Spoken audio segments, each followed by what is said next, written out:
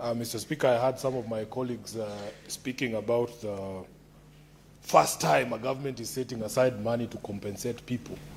And I was looking at the senator speaking and wondering, we shouldn't even be having that conversation, Honorable Speaker, because we are a country that is governed by the rule of law.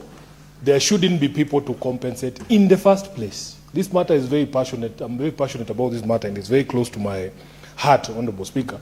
It has caused me a lot of problems, but I'm still standing. Speaker, do you know that even when we speak about compensation of people who were injured in previous demonstrations, this administration continues to manufacture fresh victims?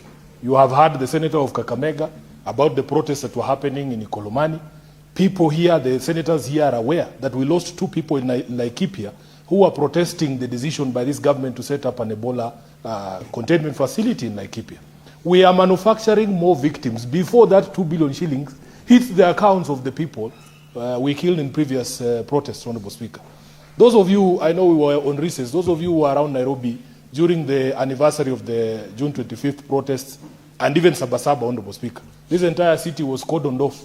There was nothing happening in Nairobi. We had the very same things we've been protesting that we don't want to see. Police behaving the way they were behaving in other protests. We saw them just a few weeks ago, Honorable Speaker, during Sabasaba. So it is not something that anyone should take pride in. I have had occasion to speak to the people in this country. Many of them will tell you they would rather have their children back than that money that people are waxing lyrical about here. Honorable Speaker, therefore, for me, yes, we want that compensation to be paid, but it's not something to take pride in. In fact, we should be pushing for justice and an end to the sort of behaviors that cause these people to die in the first place. Secondly, on the statement by Senator Hamida, Speaker, in this city there used to be a time when we had proper leadership, when the times when people like Raila Odinga were in government.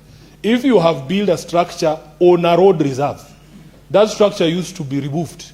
I don't understand where we lost I don't understand where we lost that practice, Honorable Speaker.